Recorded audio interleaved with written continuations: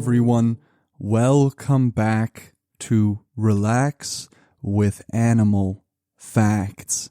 I am Steph Wolf, and today I am going to be learning with you about our furry, scaly, or possibly even slimy friends. And in today's case, it is definitely going to be a furry friend of ours because we are covering the oh so wonderful zebra. This, of course, is a very, very special listener episode dedicated to Calvin, Hannah, Kimberly, and to Terry. I thank all of you for your wonderful suggestion for today's episode. Calvin actually, along with this wonderful suggestion, sent an equally wonderful picture of the zebra, hand-drawn with all of its magnificence. And so, Calvin, thank you for your drawing in addition to your request. I hope that all four of you that have written into the show that requested this particular animal will enjoy your special episode. For those of you that wish to send an animal request into the show, you can do so in one of four ways. The first way is the most popular way, and that is by sending a message to the Relax with Animal Facts Instagram handle. You can also send an email to relaxwithanimalfacts@gmail.com. You can send your animal request in directly through the website relaxwithanimalfacts.com by clicking the animal request button up at the top.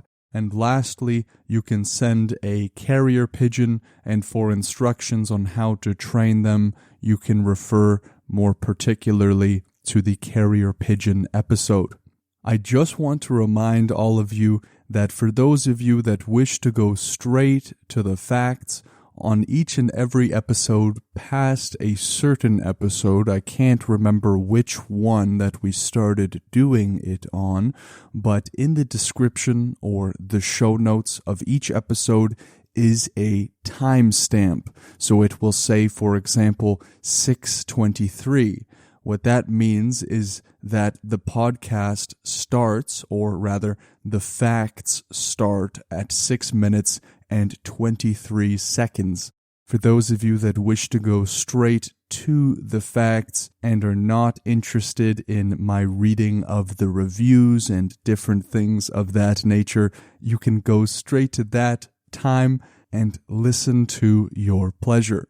Anyone that wants more of the Relax with Animal Facts podcast show, you can go to patreon.com/relax with animal facts. There are currently 3 exclusive episodes. Along with today's episode, it will be 4 exclusive episodes that you can listen to. And you will be getting 4 exclusive episode continuations, along with some audio versions of the blogs that are posted to relaxwithanimalfacts.com. You can all get access to these exclusive episode continuations, no matter which tier you are on Patreon, the lowest one being $1 per month. But now let us go to the review portion of the show, in which I read a review from one of you special listeners out there. And before I read today's newest review, I am going to actually read an updated review from I Love Snake. We read I Love Snake's review just a couple of episodes ago. It might have even been last episode. I'm not entirely sure. But I Love Snake changed their review from a 5-star to a 1-star just so I would be able to read and see this updated review. And so I Love Snake writes, I meant I love snakes. I caught a frog and 2 salamanders, and now I am keeping them as pets. Thank you, I Love Snake, for updating us as to the reason for your name. And I am so glad that you have a frog and 2 salamanders that are now your pets.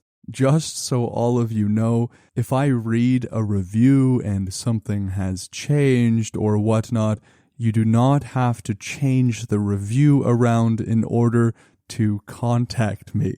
If you wish to contact me, you can do so in any of the 3 ways that we listed before.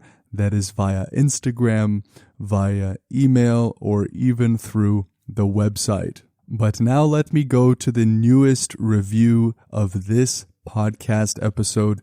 This is coming from Fisher M123, who wrote in this review via Apple Podcasts and is writing all the way from the United States of America.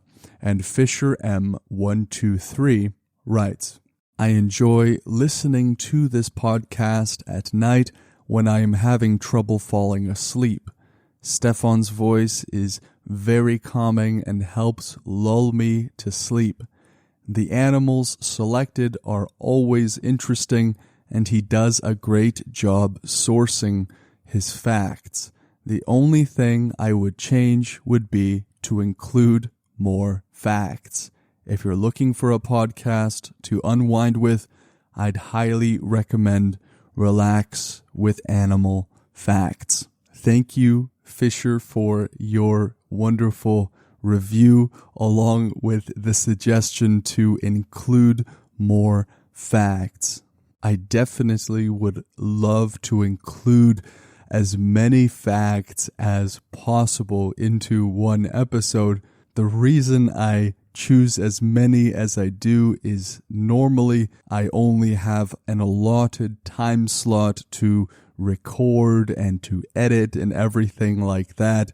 But perhaps in the future, if the show ever has an editor that is not myself, I'm sure we could up the facts a good bunch.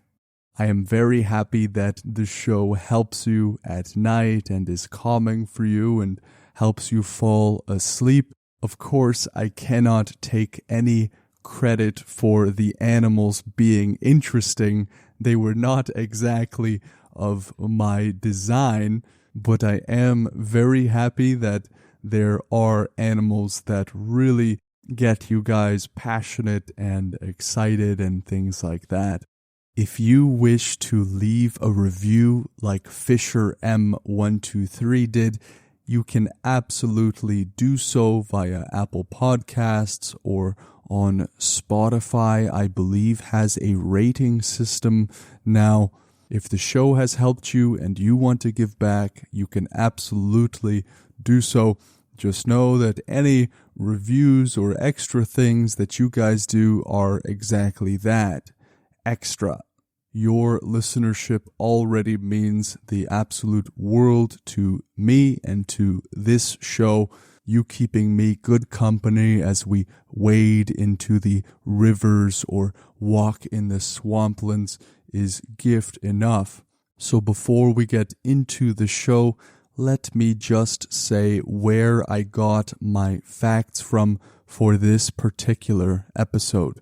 I got my facts from livescience.com, animals.sandiegozoo.org, and etimonline.com. This podcast episode would not have been possible if it were not for these resources, and so each and every one of them will be in the show notes or the description of this episode, and you can always go ahead and search to your heart's content the wonderful animals and etymologies and all of those sorts of things in those resources.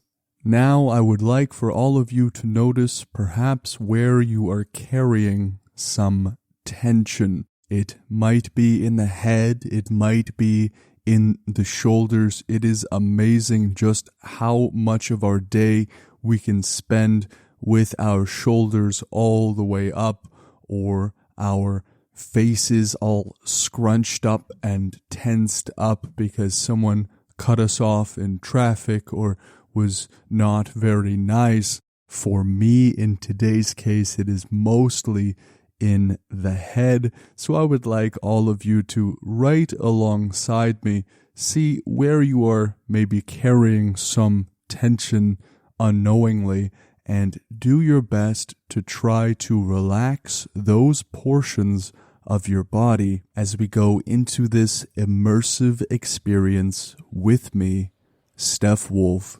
into the grasslands where the zebra resides.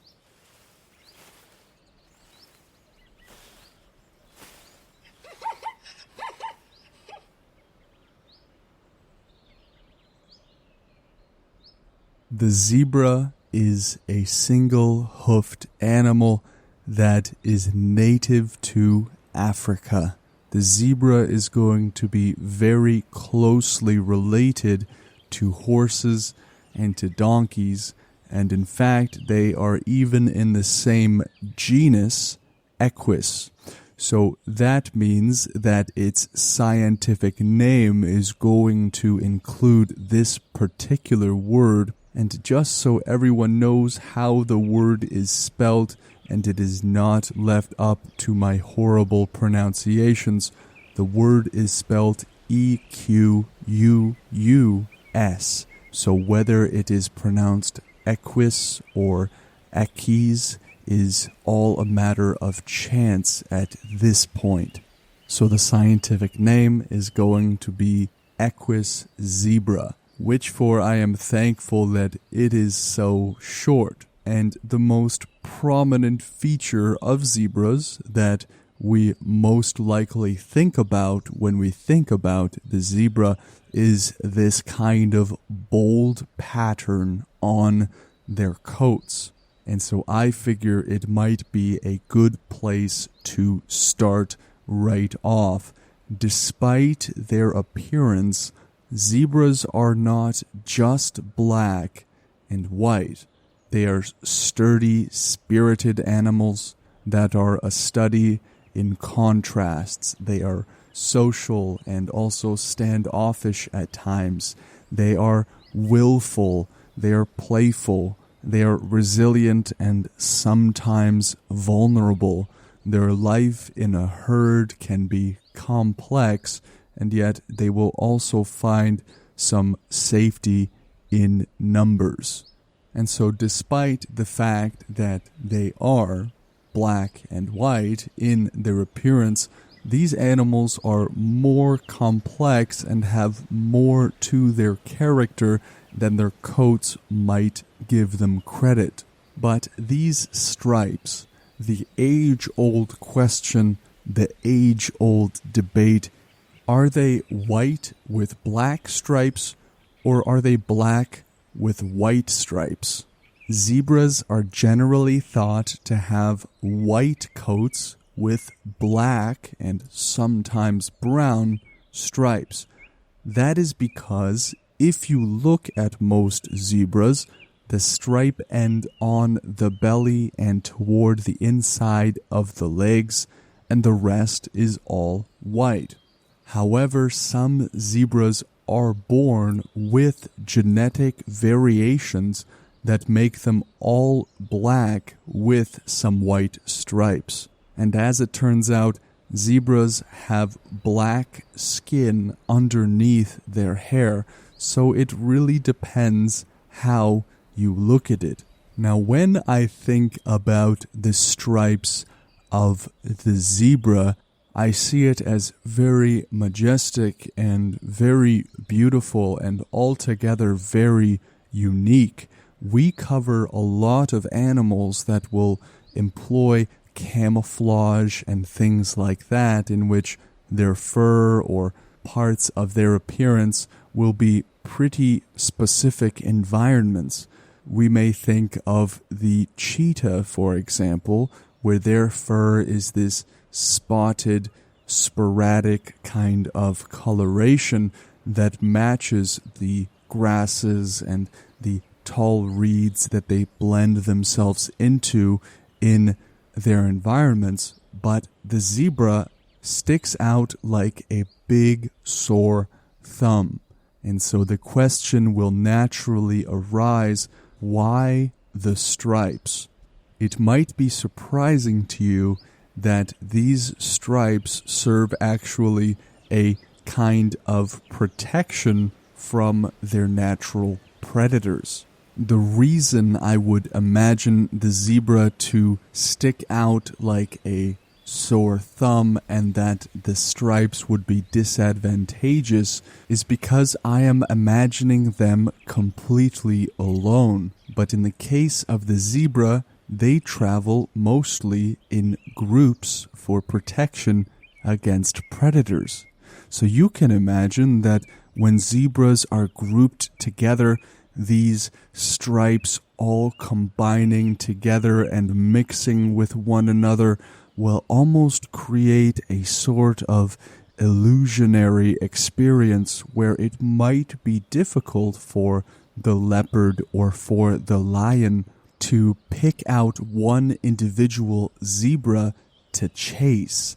A lot of the predatory tactics that are employed by some of these big cats, which are the zebra's natural predators, is to single out or to scatter the herd in one way or another. If they can get just one of the animal of this giant pack to be able to scatter off from the rest, they will have a much easier time getting their dinner. But in the case of the zebra, the choosing of which particular animal would be best to separate from the rest of the pack or the rest of the group is going to be tremendously more difficult when you have these different patterns of stripes blending into one big tapestry of confusion. And of course, the zebra stripes are unique to each individual and will even provide a basis for which researchers are able to single out or identify individuals from their families. How researchers identify certain animals within a pack or a group, to me, is actually pretty interesting. It can tell you much about the animal's anatomy and different sorts of things of that nature. I think, for example, of the gorilla, in which many individuals will be identified by their nostrils. We as human beings have a great variety in our fingerprints. Now, the reason I don't say that our fingerprints are 100% of the time unique is because there have actually been cases in which there are identical fingerprints among people. It is incredibly rare, so we can say that as a generality, human beings can be identified by their unique fingerprints. Now, it might seem like a zebra is a zebra, but there are indeed 3 different species. There is the plains zebra, the mountain zebra, and the Grevy's zebra. These different zebra species will have different types of stripes, generally being differentiated from one another depending on the thickness of the stripes. One might be more narrow, one might be more wide, and in fact, the farther south on the African plains that you travel, the farther apart the stripes on the zebras get. The basic form of zebras, the large head, the very sturdy, strong neck, the long legs, a dorsal stripe along the spine, dorsal just meaning posterior or back, and this dorsal stripe will continue along the spine right down to their tasseled tail. They will have a bristly mane, And all of these characteristics is universal among the zebra. No zebra or wild equid is going to have a forelock, which is a lock of hair that grows just above the forehead. It is particularly challenging for me to describe, so it might be easier when you do have time to search up what exactly a forelock is and what it looks like. But of all of these three zebra species, the Grevy's zebra is the largest, weighing from 770 to 990 pounds. That's about 350 to 450 kilograms, and it will measure up to 5 feet at the shoulder. That's about 1.5 meters. So this is a large animal. The Grevy's zebra in particular, which remember is one of the three zebra species, is the one that has the most mule-like physique, so donkey-like physique, because of their thick neck and those large round ears. It is going to look quite mule-like. The Grevy's zebra, although they have a very thick neck, will have one of the thinnest stripes. They will have these thin stripes extending all the way down to their white belly. On the hindquarters, the stripes are vertical until above the hind legs. Just so all of you know how the Grevy's zebra is spelled, it is Grevy's, the Grevy's zebra. The second zebra species, which is the mountain zebra, has vertical stripes on the neck and torso, which graduate to wider and fewer horizontal bars on the haunches. It has a very particular gridiron pattern on its rump, and its white underside has a very dark stripe that will run the full length of its belly. What mostly distinguishes the mountain zebra is a distinctive dewlap that is on its throat that looks a bit like an Adam's apple. And lastly, the plains zebra is the most abundant and smallest of the three zebra species. Some subspecies have a stripe pattern different from all the others, that being brownish, quote-unquote, shadow stripes between the black stripes on their coat. We can see here that of these three species, they will also have some very distinguishing characteristics that goes beyond mere size, length, and things of that nature. The mountain zebra having a kind of Adam's apple, the Grevy's zebra being, of course, the largest, but also having a very mule-like physique, and the plains zebra having a distinctive stripe pattern commonly among subspecies. And let us move to the habitat and diet. Different zebras have different habitats.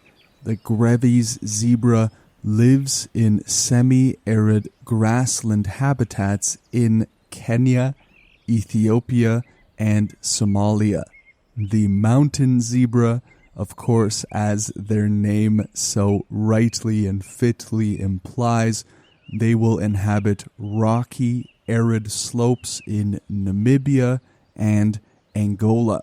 The plain zebra, which are the most abundant, if we remember, of the three zebra species, are found from the grasslands of East Africa to the scrubby woodlands of southern Africa.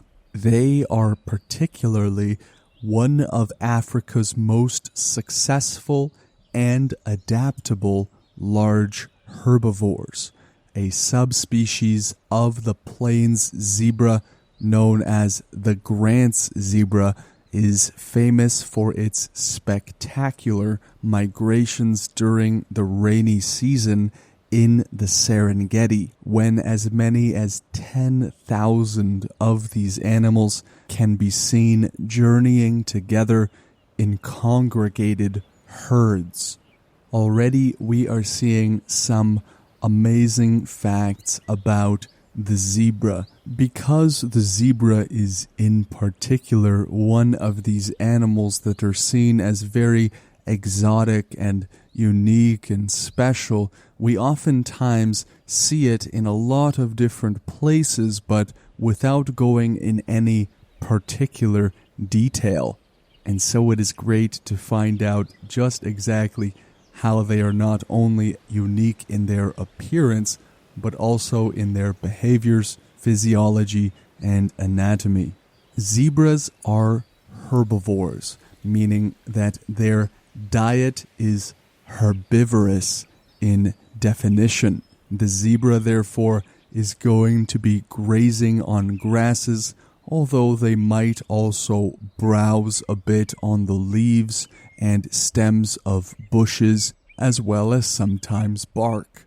They graze for many hours each day, using their strong front teeth to clip off the tips of the grass. Their back teeth then crush and grind the food, and because these are decently large animals, they're going to spend much of their time chewing, which in turn will be wearing those teeth down. But in the zebra, they do not have much to worry about. They will not have to go and buy some dentures, but rather they will be putting the zebra dentists out of business by having their teeth continually grow all throughout their life. As the dry season approaches and the grasses will die back, the zebra herds will travel more in order to find more food and water holes for drinking as well. Most zebras are considered nomadic, meaning that they are going to be without specific territories and frequently traveling. However, we remember that the zebra has 3 distinct species, and the Grevy's zebra, which is the largest of the zebras, is going to be an exception to this nomadic behavior. Stallions of this species will actually mark out territories with urine and with dung. The mares, their foals, which is the little babies, as well as immature males, wander through as they wish. But any other large stallions are going to know that they will have to stay out of the territory of another stallion. If food becomes scarce, the stallions, however, will leave their territories for a while and travel with the larger herds. They do what they do in order to survive the particularly arid conditions of their environment. It is dry, it is hot, and oftentimes it can be very unforgiving as well as unpredictable. Now, at the top of the show, you heard what the zebra sounds like. So let us move to the communication of the zebra. They are going to communicate with one another with sounds, but also with facial expressions.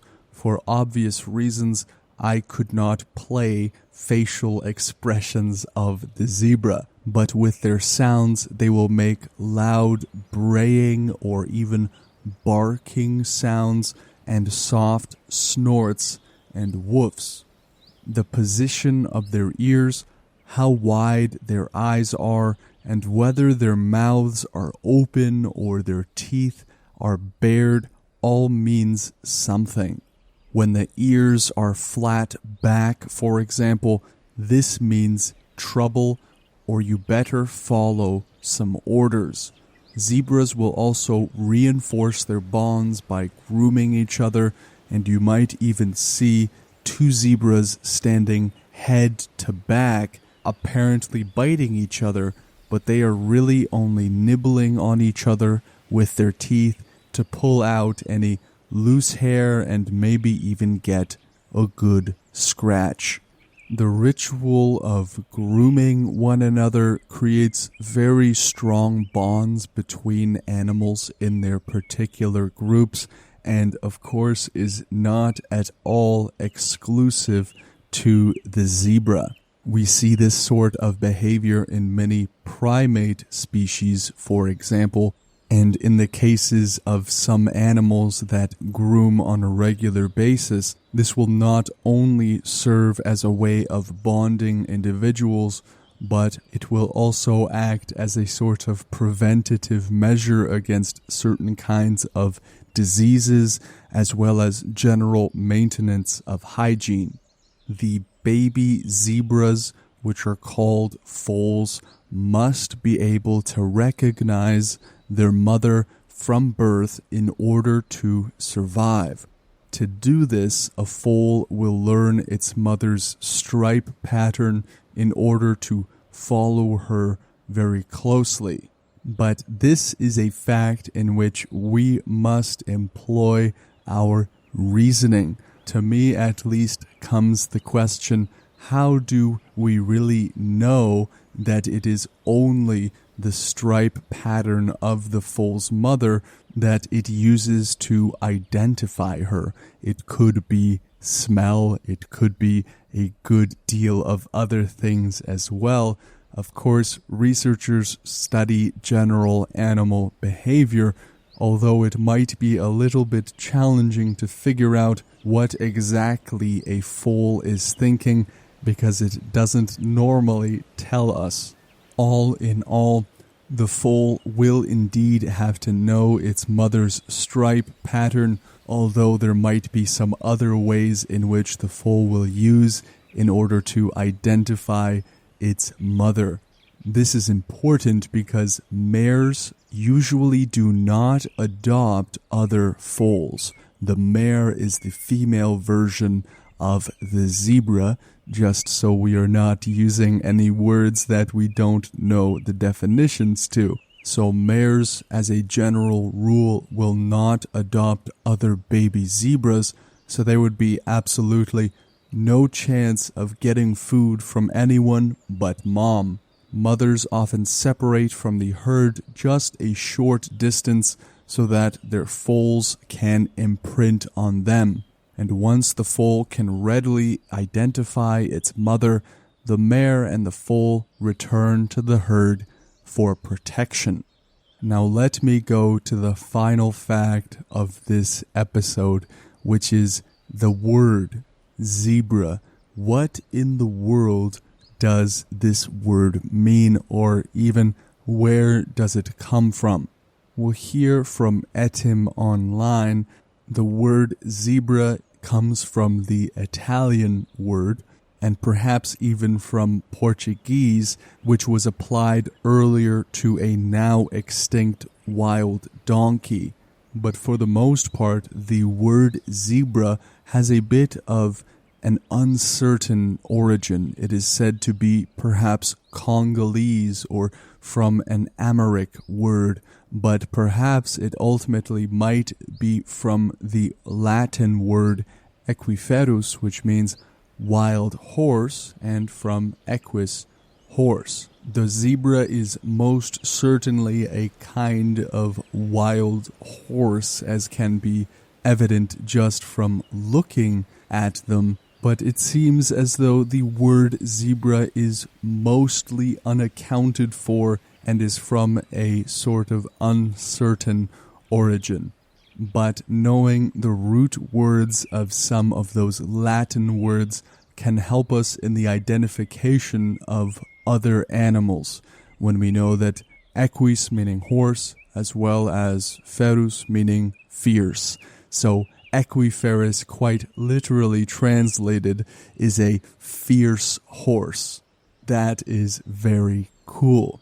For those of you that wish to continue this episode a little bit deeper into the savannas, can join us on the Patreon page, in which we are going to pull up our little safari hats and dig a bit deeper. Thank you, Calvin, Hannah, Kimberly, and Terry, for requesting this very cool and wonderful animal. If you want to learn about a particular animal that you find cool and interesting, please send a message to Relax with Animal Facts on Instagram. Send an email to relaxwithanimalfacts@gmail.com, or you can even submit your animal request via the website relaxwithanimalfacts.com. Thank you all for listening and for joining me on our little adventure. I hope that you will all join me on the next podcast episode with the next animal. Take care.